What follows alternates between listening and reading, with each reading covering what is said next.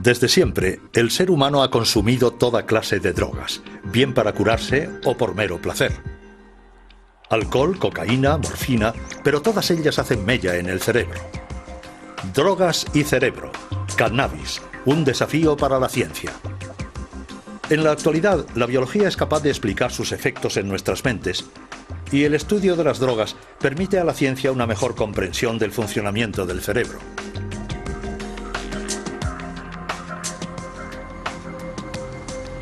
El cannabis es la droga más consumida del mundo. Para los científicos, el cannabis se ha convertido en una herramienta de exploración del cerebro, un utensilio tan inesperado como apreciado. Originario de las montañas indias y chinas del Himalaya, el cannabis sativa se ha utilizado desde hace mucho tiempo en las ceremonias rituales por sus virtudes terapéuticas. Marruecos es el primer productor mundial con 2.300 toneladas anuales. El cannabis se fuma bajo la forma de hojas secas, llamada marihuana, hierba o grifa, o bien en forma de resina o hachís, y el kif, un polvo del polen que se extrae golpeando la planta, una técnica tradicional en Marruecos.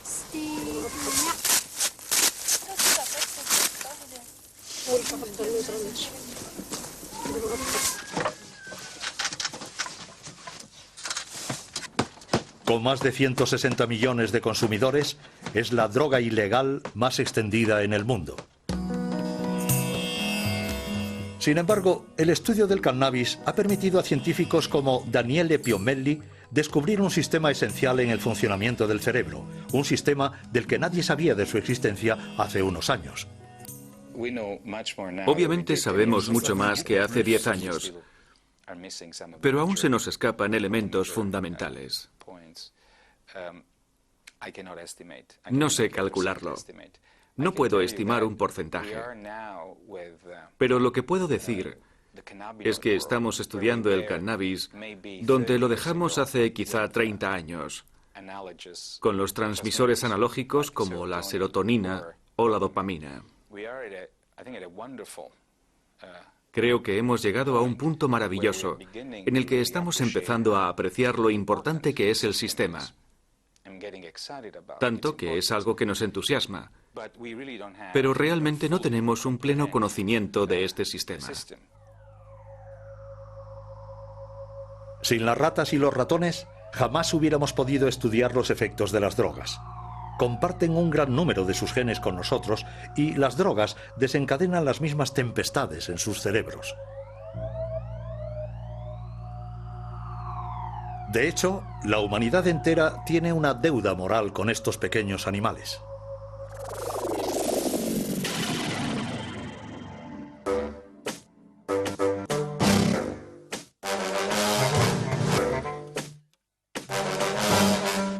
Podemos drogar a las ratas, manipular sus genes e incluso diseccionarlas.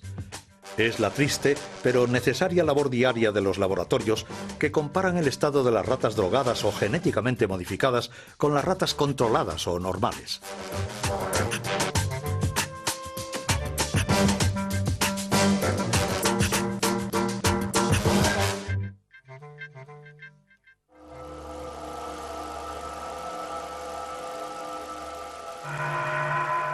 Como todas las drogas, el cannabis, visto aquí al microscopio electrónico, actúa pirateando el sistema de comunicación del cerebro. Pues nuestro cerebro se pasa la mayor parte del tiempo hablando consigo mismo. Su buen funcionamiento se basa en el diálogo incesante entre nuestros 100 millones de células nerviosas, las neuronas. Para hacer circular la información, las neuronas envían mensajeros químicos denominados neurotransmisores. Bien sea el dolor, el placer o el ritmo en el intercambio de información, los neurotransmisores regulan un equilibrio sutil y complejo, del que depende el conjunto de las funciones de nuestro organismo. Entre cada neurona existe un pequeño espacio en el que reina una intensa actividad. Es aquí, en la sinapsis, donde actúan los neurotransmisores. Para hacer circular la información de una neurona a otra, se dirigen a sus receptores correspondientes. A principios de los años 90, unos investigadores descubrieron que el cannabis se aloja dentro de ciertos receptores. Lo que esto quiere decir es que nuestro cerebro fabrica moléculas que se parecen al cannabis. Estas moléculas y sus receptores forman lo que expertos como Rafael Maldonado denominan el sistema cannabinoide endógeno, así llamado porque se encuentra en el interior de nuestro organismo. Desde la década de los 80 sabíamos que en efecto existen unos receptores específicos. Es decir, nuestro cerebro, nuestro organismo, está preparado para recibir estas moléculas, para recibir los cannabinoides. Nuestro organismo tiene unos receptores, unas proteínas concretas para fijar estos cannabinoides. Su función no es sentir los efectos del hachís o de la marihuana en absoluto. Es porque poseemos también un sistema cannabinoide endógeno. Para tener una idea de la importancia de este sistema cannabinoide endógeno, creo que hay que decir primero que la cantidad de receptores cannabinoides es mucho más importante que la cantidad de receptores para cualquier otro neurotransmisor clásico. Esta cantidad de receptores ha dejado perplejos a los investigadores. En ciertas zonas del cerebro, su número es hasta 12 veces superior al de los receptores de la dopamina.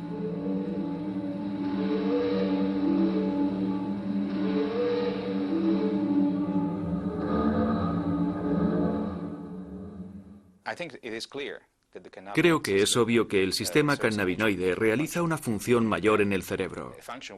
Una función que no podríamos adivinar ni siquiera hace 5 años.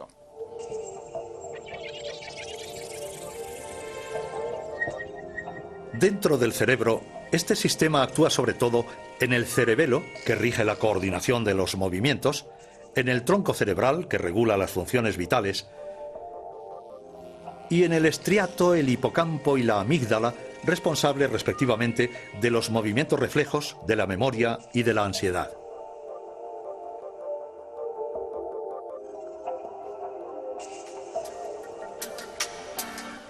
Una vez identificados los receptores, los científicos iniciaron la búsqueda de las moléculas próximas al cannabis producidas por nuestro organismo. Baste decir que se lanzaban a la exploración de una verdadera terra incógnita del cerebro.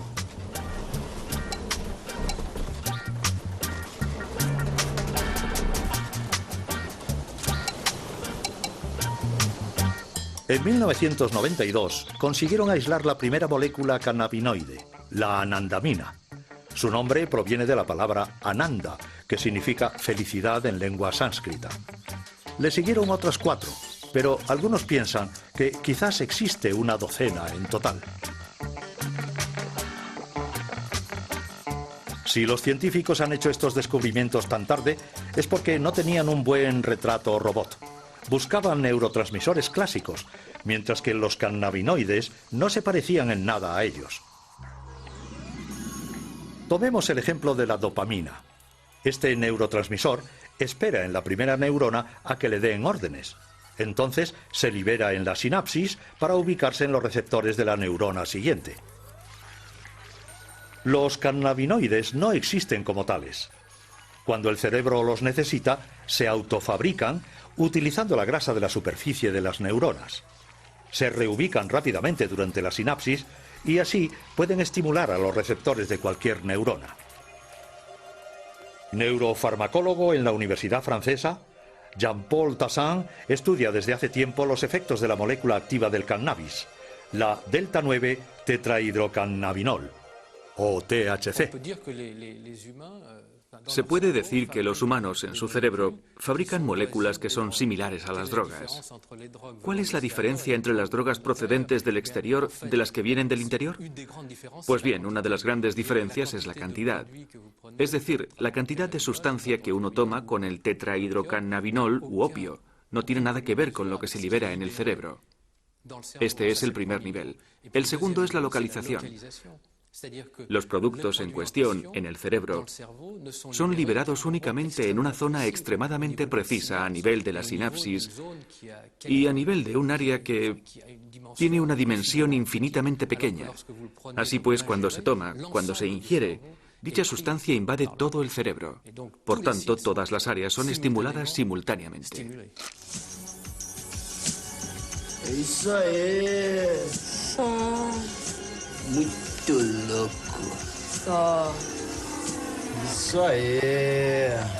Pode crer.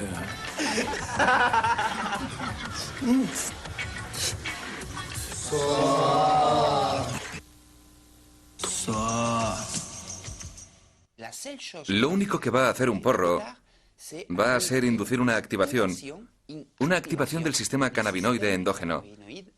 Entonces, todas las respuestas que el sistema cannabinoide controle van a ser activadas. Bajo el efecto del cannabis, los fumadores se vuelven eufóricos. Ciertos dolores y angustias se disipan. La sensibilidad a los colores y a los sonidos se acentúa. El recuerdo de acontecimientos recientes es menor. Los movimientos se ralentizan. Se estimula el apetito. Efectos cuya intensidad es menor en comparación a la cocaína o la heroína y que le valen al cannabis el apelativo de droga blanda. No provoca un efecto físico serio, algo muy importante en el cannabis que hace que la gente diga que consumirlo no es tan grave. Lo que sí existe es un efecto psicotrópico, pero para nada dramático. Así que puede haber defensores del cannabis de la misma forma que puede haber detractores del cannabis. Por eso es un debate perfectamente controvertido. Es un tema ideal para no ponerse de acuerdo. Uno puede estar en un lado u otro y prácticamente los dos puntos de vista tienen algo de razón.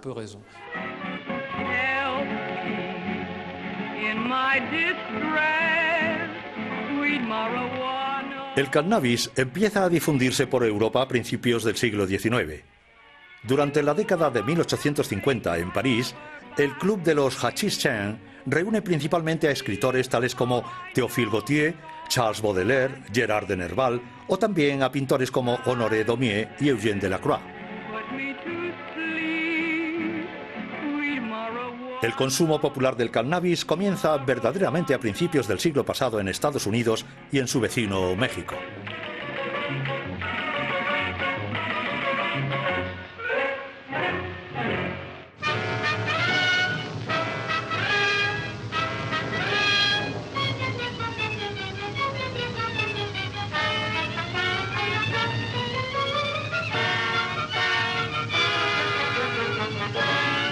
En los años 30, los países occidentales prohíben el cannabis.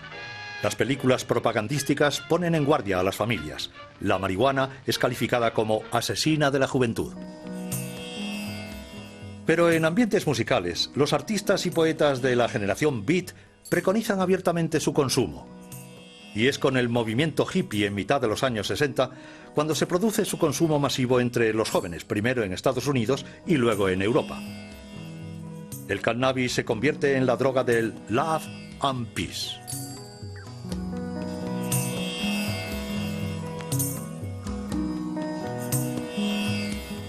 La dope, sur la dope, stone et tout. La plupart des trucs me rendent vraiment triste, ça. Le pied, la planète, il n'y a plus que ça. Pourquoi tu fumes, toi? Tu fumes, toi? Tu fumes, toi? Tu fumes, toi? Tu fumes, toi? Tu fumes, toi? Tu fumes, toi?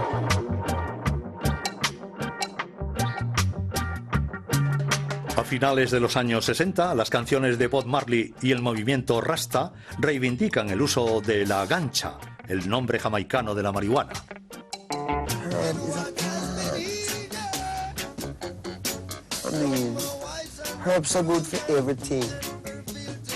Why these people want to do so much good for everyone who call themselves governments and this and that? Why them say you must not use the herb? You see? And we check that and we can't find, we just see them just say, no, you must use it because it make you rebel.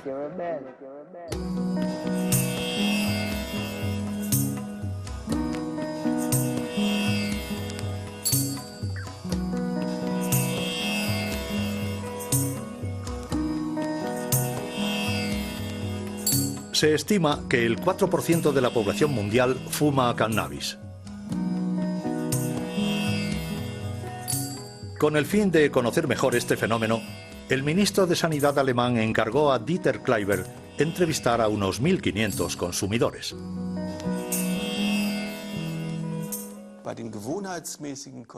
Entre los consumidores regulares, parece que destacan de manera relativamente clara 3 subgrupos, que a su vez hacen posible una subclasificación.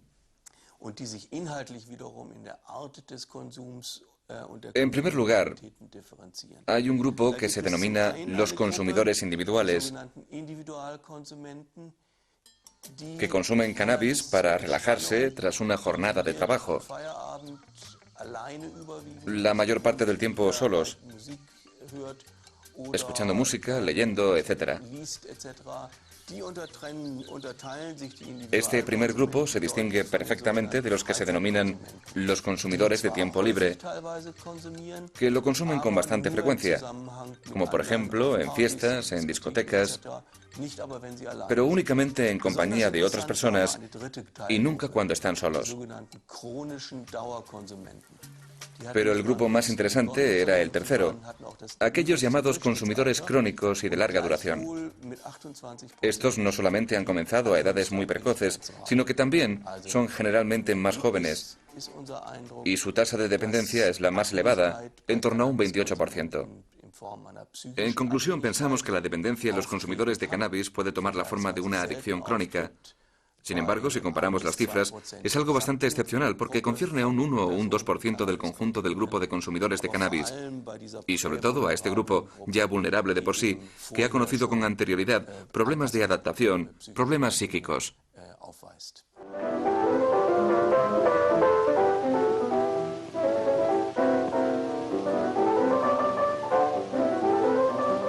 Dependencia, la gran palabra tabú. Es decir, el cannabis tiene algo en común con todas las drogas. Provoca en el cerebro un incremento de dopamina, un neurotransmisor implicado en la sensación de placer.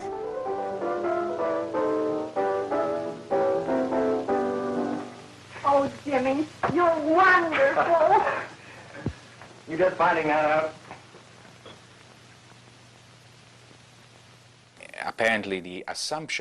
Aparentemente, el consumo de drogas cannabinoides estimula la emisión de dopamina, la secreción de células de dopamina.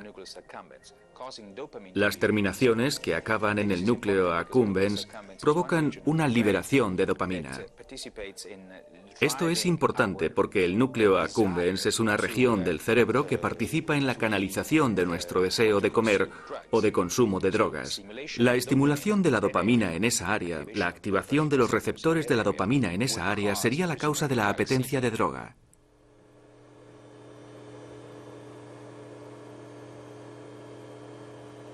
En su laboratorio, Rafael Maldonado pone a prueba las propiedades vigorizantes del cannabis en los ratones. En resumen, esta experiencia permite ver si los ratones desean el cannabis y por tanto pueden desarrollar una adicción.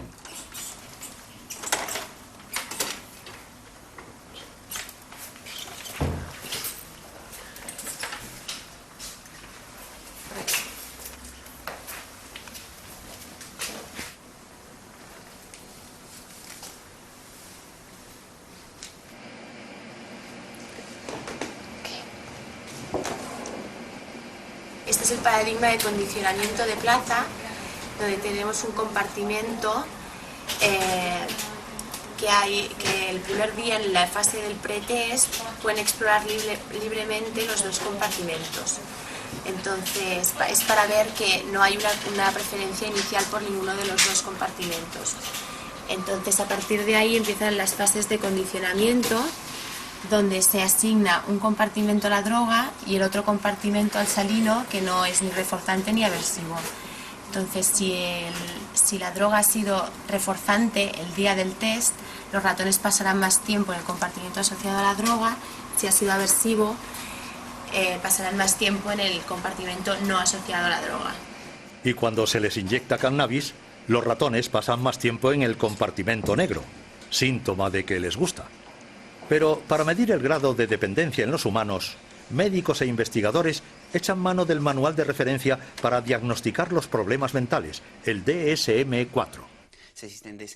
Este sistema, el DSM-4, permite definir los criterios para afirmar que una persona tiene un cuadro de ansiedad, un cuadro depresivo, de esquizofrenia o una adicción. Se trata de criterios. Si se utiliza de forma bastante estricta este sistema, podremos decir que sí, que el cannabis entra dentro de los criterios para inducir a una dependencia. Pero si analizamos el cannabis desde el punto de vista de la dependencia física, la cosa está clara. No, el cannabis, el consumo humano del cannabis, no induce a una dependencia física en el sentido de que abandonar su consumo arrastre problemas físicos o psíquicos importantes. No implica una dependencia física, pero obviamente puede llevar a un consumo abusivo y a una pérdida del control de su consumo. Sí, sí. Solo los fumadores crónicos son los que padecen síntomas psíquicos cuando dejan el cannabis. Estos signos deben de ser debidos a modificaciones en los receptores cannabinoides, modificaciones al parecer reversibles. Si uno ha fumado durante muchos años grandes dosis de marihuana y bajo ese estado uno deja de repente de hacerlo, semanas después o incluso meses después de dejarla, mostrará estos síntomas: depresión, ansiedad, pérdida de apetito e irritabilidad. La irritabilidad es un signo inequívoco.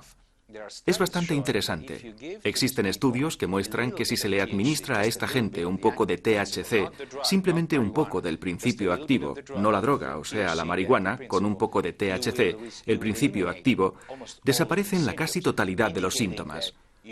Lo cual indica que el cuerpo se ha adaptado a altos niveles de marihuana, frenando su propio sistema y que necesita mantener dicho nivel.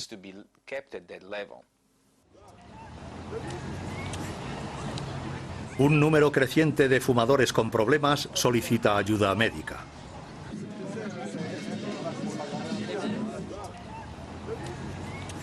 En el servicio de adictología de Philippe Battel, el 3% de las consultas tienen que ver con el consumo de cannabis. Lo que es verdaderamente importante con el cannabis es llegar a hacer un diagnóstico de la adicción de manera muy precisa. Y esto es a menudo complejo, porque si en otros productos existe una correlación muy clara entre la cantidad consumida y el nivel de dependencia o de riesgo, con el cannabis no conseguimos, por razones diversas, determinar esta relación. Por motivos elementales, es muy raro que los sujetos sepan exactamente qué tipo de sustancia están consumiendo, aun teniendo un suministrador fijo. La cantidad de THC en estas sustancias es extremadamente variable. Smoke, Mary? Thanks. Are you sure Jimmy will be back soon? Sure, any minute.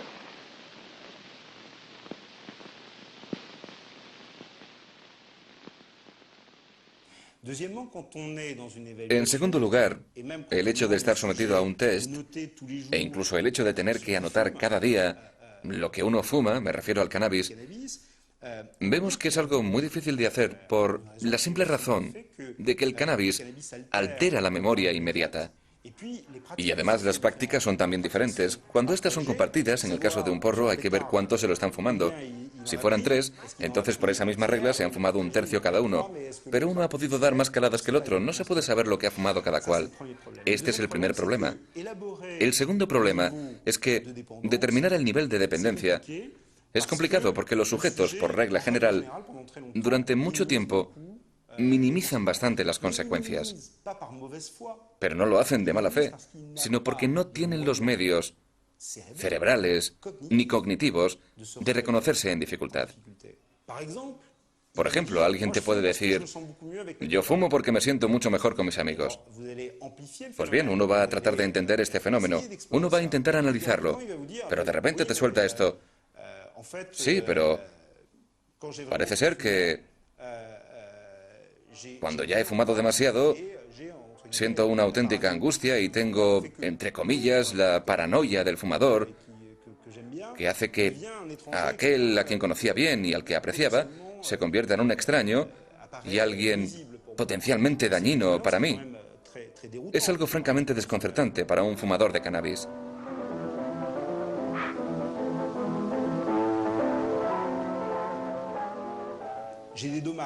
Soy consciente, dicen, de los problemas relacionados con el consumo de esta sustancia.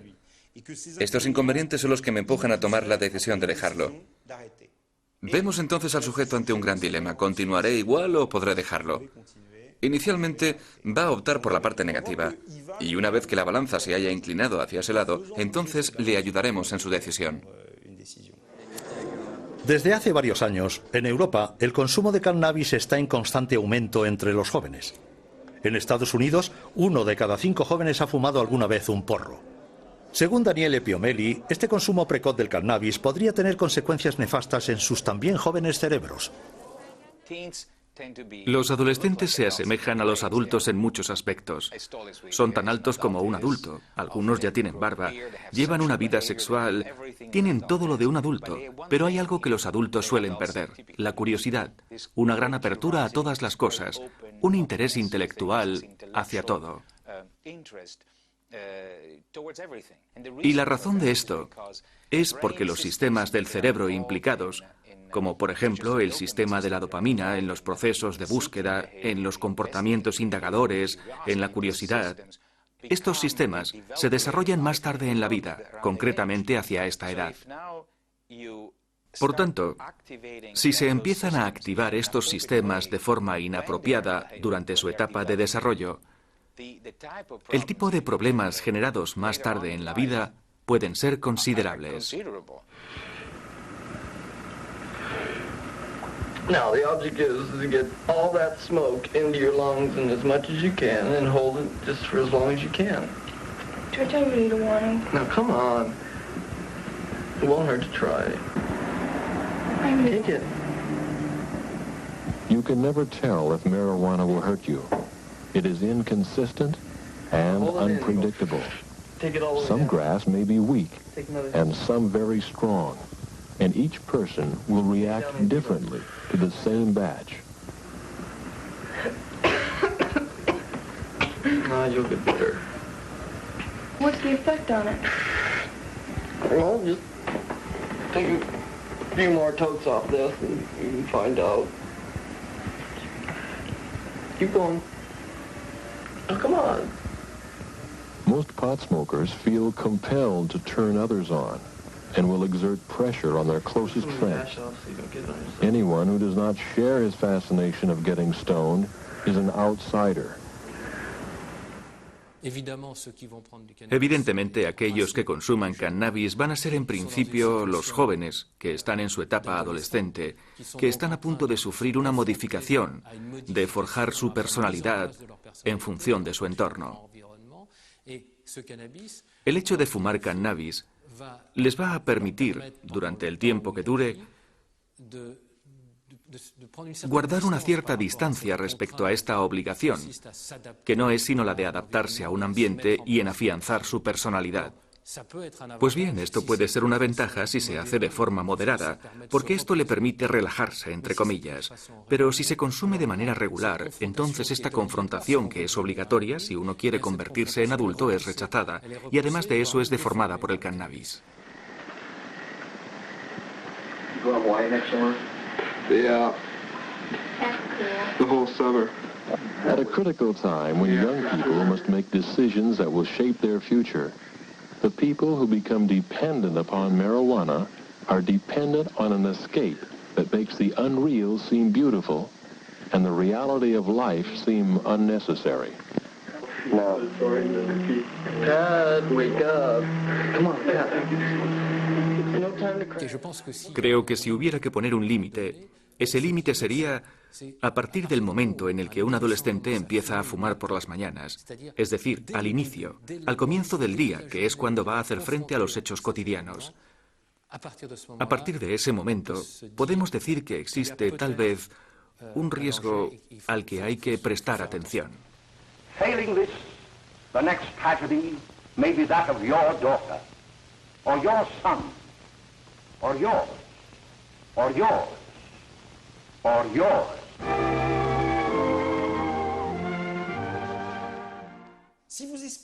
Decirle a un adolescente que si se fuma un porro se va a enganchar de manera inevitable y que va a acabar metiéndose heroína en vena es mentirle.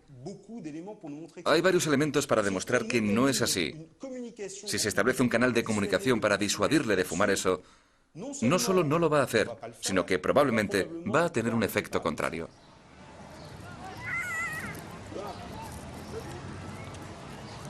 A altas dosis, el cannabis puede provocar una dependencia psicológica, pero no una dependencia física. Entonces, ¿cómo prevenir del consumo de una droga cuyos efectos no son, según los científicos, nada graves? Yo quiero que se pongan medios contra el cannabis y es necesario hacerlo, pero hay que hacerlo, uno, con prudencia y dos, teniendo en cuenta el hecho de que el 50% de los adolescentes lo consumen. No hay un 50% de adolescentes que tienen un gran problema con el cannabis. Eso no es cierto. Y si nos lo quieren hacer creer, puede ser muy peligroso, pues jamás se conseguirían, en una esfera pública, mensajes de prevención efectivos. Por nada del mundo hay que mentirle al individuo, al sujeto al cual va dirigido, exponiendo datos científicos que sean falsos.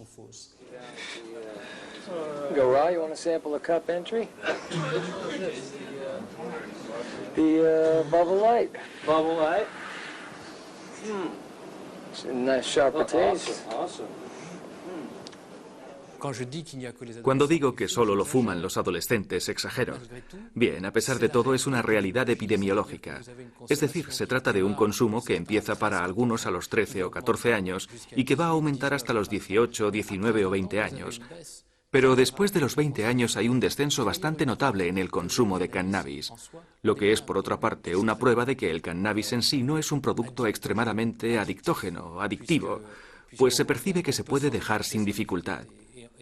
Y a menudo, a partir del momento en el que los adultos entran en el mundo laboral de una forma relativamente regular, dejan de consumirlo o lo hacen de una manera totalmente lúdica y sin importancia.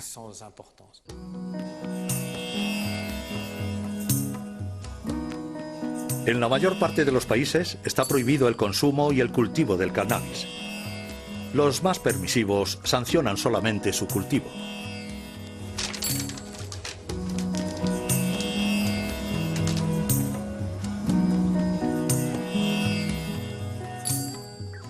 Los holandeses fueron los primeros en acuñar el concepto de droga blanda en su legislación. El consumo de cannabis no está considerado como delito, aunque su venta solo es autorizada en los coffee shops. Cada año, sus seguidores se dan cita en Ámsterdam con ocasión de la Cannabis Cup, una especie de campeonato del porro. Tenemos el Double Bubble, lo que significa que ha sido 3 veces ganador de la Cannabis Cup.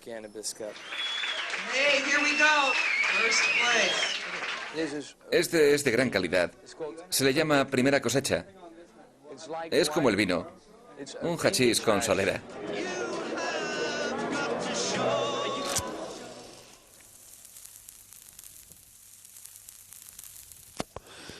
Sin embargo, durante estos últimos años, a esta droga denominada blanda la han acusado de ser desencadenante de un grave problema psiquiátrico, la esquizofrenia.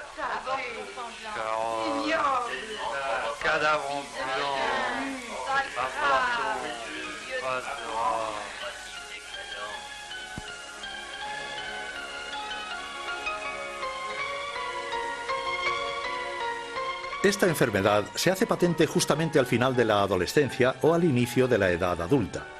Se traduce en una pérdida de contacto con la realidad, una desintegración de la personalidad o alucinaciones.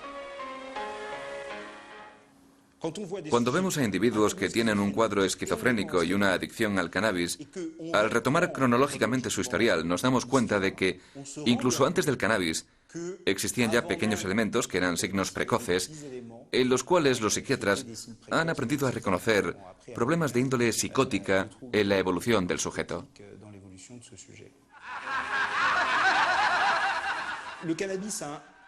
El cannabis hace el papel de exagerar, amplificar un fenómeno ya preexistente.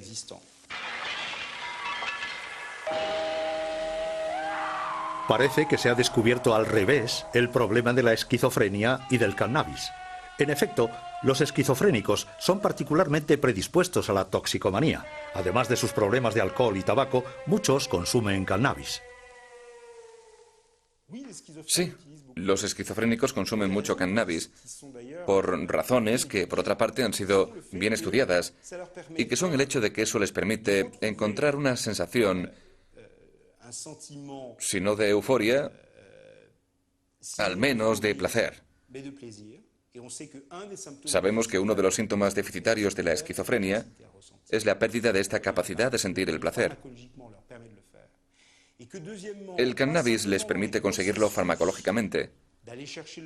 Y además del hecho de tener que buscar el producto, que es, como todos saben, ilícito, y para el cual hace falta un proveedor que le suministre, también existe una sociabilidad. En el caso de los esquizofrénicos, el aislamiento es uno de los síntomas deficitarios de la enfermedad. Por tanto, de una manera evidentemente demasiado esquemática, podemos deducir que el consumo de cannabis por parte de un esquizofrénico tiene unos efectos benéficos que luchan contra su propia enfermedad. Los esquizofrénicos hacen en cierto sentido un uso terapéutico del cannabis. Nos encontramos ante una dificultad mayúscula cuando abordamos la cuestión de esta droga. Ilegal en la mayor parte de los países, el cannabis posee unas propiedades terapéuticas bien conocidas.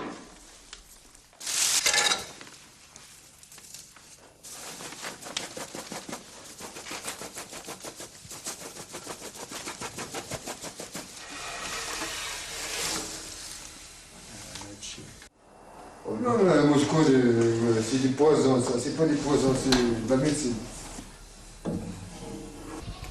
Voilà, comme ça, ça va. Voilà.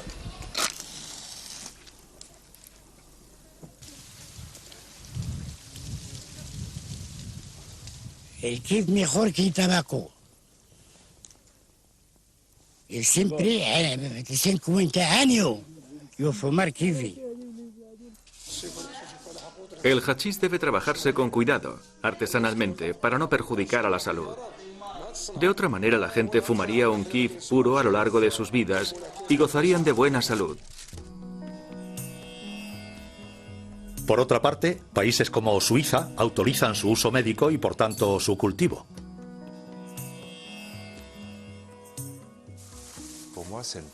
Para mí es una primicia, en el sentido de que los médicos suizos empiezan a recetar cáñamo a sus pacientes.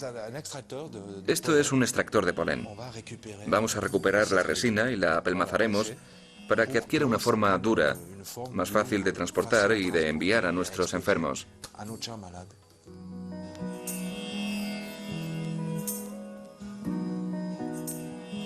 Una clínica en Berna trata a enfermos de esclerosis múltiple con unas cápsulas compuestas de cannabis. Nos ayuda a conciliar mejor el sueño. Para la noche es algo que me parece fenomenal. También para relajarnos un poco. Porque algunas mañanas a veces en ciertas ocasiones, resulta un poco duro. Y bueno, la alternativa a este tratamiento es a base de una medicación muy fuerte que provoca efectos secundarios bastante notables. Yo diría que se hacen notar. Por esta razón ya no he vuelto a probar la otra medicación contra los temblores, los espasmos o los calambres, porque los efectos secundarios eran realmente muy fuertes, demasiado fuertes para mí.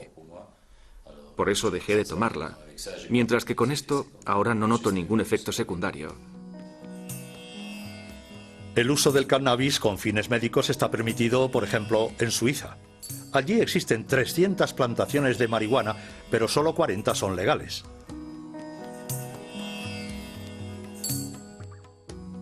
Gran parte de la producción, de hecho, está destinada a su uso ilegal y a la exportación.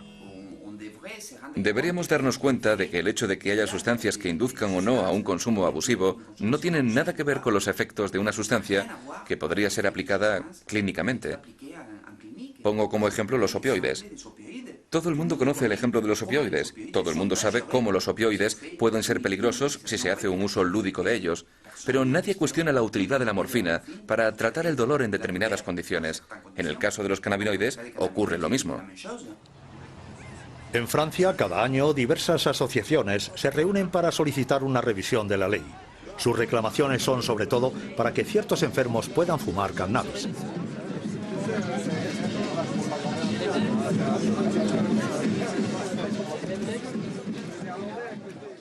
Estoy bajo triterapia. Tiene unos efectos secundarios que son difíciles de soportar. Me he dado cuenta de que el uso del cannabis me permitiría atenuar esos efectos secundarios. No concibo que alguien me impida hacerlo. Los mensajes de la sanidad pública deben ser prudentes y bien adaptados. Si tienes un paciente que padece un cáncer terminal y necesita marihuana, creo que sería poco ético impedir a ese paciente que la consuma por razones políticas.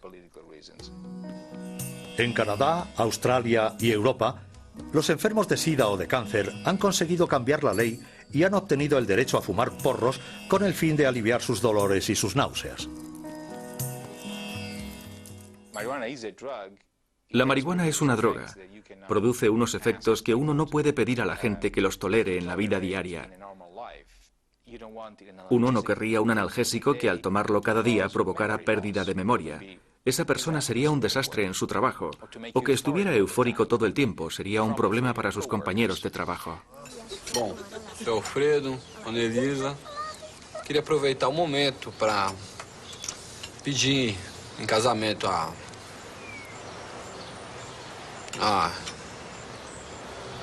a mão da... Ai. Natália. Natália. A maconha mata de vergonha. No vamos a discutir si es peligroso o no el consumo lúdico del cannabis. Ese no es el asunto.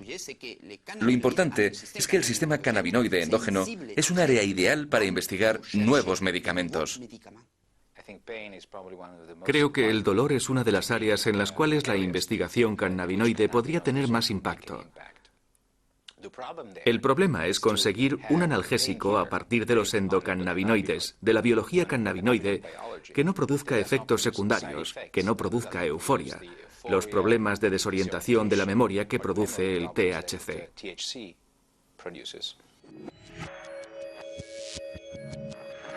El problema del cannabis es que invade el cerebro y estimula todos los receptores sin discriminación alguna. No es el cannabis en sí lo que interesa a los investigadores, pues también existen receptores cannabinoides fuera del cerebro, en el sistema digestivo, en los órganos genitales, en los músculos, pero igualmente en las fibras nerviosas que regulan el dolor. Los investigadores tratan de actuar directamente y de manera concreta sobre los receptores, jugando con las tasas de endocannabinoides, como la anandamina, por ejemplo.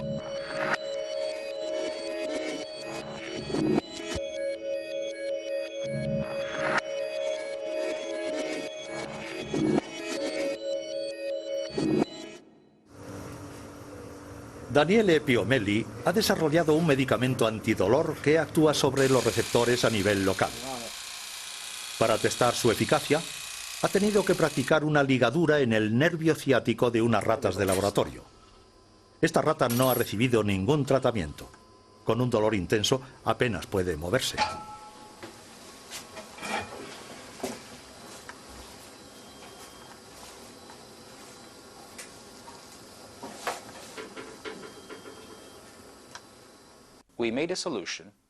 Hemos elaborado una solución y la hemos aplicado en el área, como un gel o una crema que se le aplica a la gente que sufre de ciática o artritis.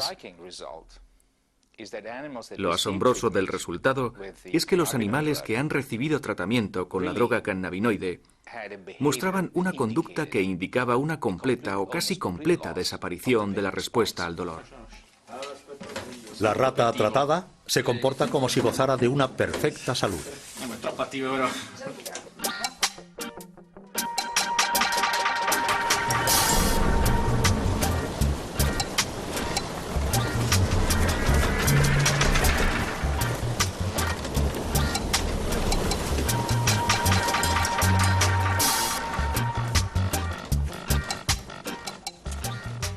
Este tipo de crema podría tratar dolores que ningún medicamento consigue aliviar hoy día.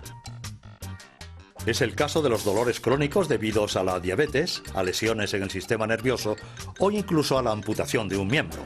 pero la investigación del sistema cannabinoide permite desarrollar aplicaciones todavía más sorprendentes que el tratamiento del dolor.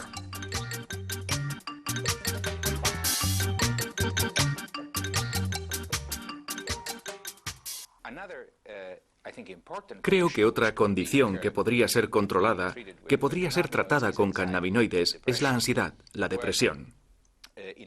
Experiencias con animales muestran que si se bloquea la desactivación de la anandamina, el camino que lleva a la destrucción de la anandamina, si se bloquea el acceso y se incrementan los niveles de anandamina, en lugar de tener los mismos efectos que provocan la activación de los receptores cannabinoides, tendremos solo unos efectos muy selectivos que incluyen un importante efecto antiansiedad en los animales.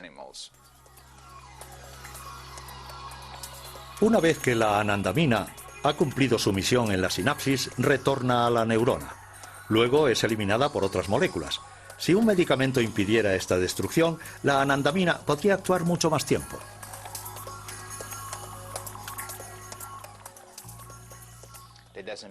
Esto no quiere decir que vaya a funcionar en las personas de la misma manera, pero ya es un paso, y ya podemos desarrollar nuevos componentes que con suerte nos lleven a dar con medicamentos contra la ansiedad en humanos.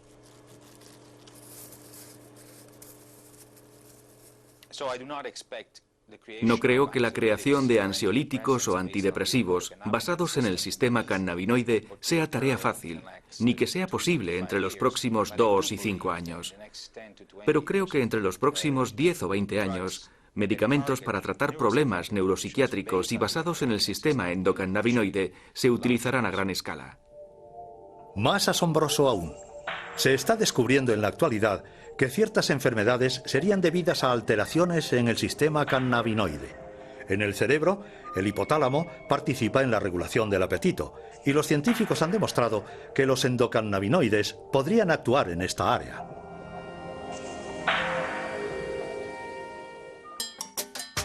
Esta propiedad puede servir para combatir la obesidad. Una compañía farmacéutica está a punto de sacar al mercado un nuevo tratamiento contra la obesidad inspirado en la ciencia del cannabis.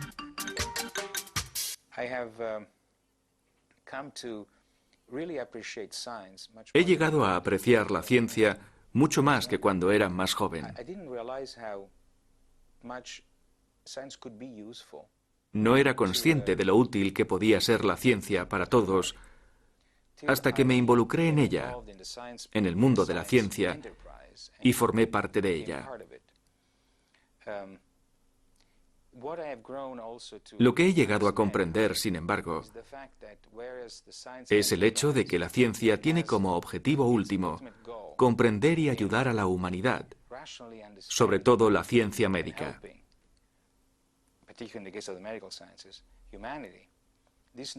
Estos conocimientos deben ser transmitidos al gran público, deben hacerse comunes, porque si no fuera así, no existiría la conciencia política, pues sin conciencia política, todos los descubrimientos realizados en los laboratorios no serían transformados en decisiones de salud pública, decisiones a fin de cuentas importantes. Durante largo tiempo, tergiversado por argumentos puramente políticos, el debate acerca del cannabis no puede prescindir de los datos científicos. El trabajo de los laboratorios, aún poco conocido para el gran público, podría modificar profundamente nuestros prejuicios contra el cannabis. Los científicos realizan progresos espectaculares en la comprensión de los efectos del cannabis. Y el hecho de poder descifrar nuestra mecánica cerebral abre unas perspectivas inéditas en los tratamientos médicos futuros. Se ha iniciado una auténtica revolución biológica para los investigadores.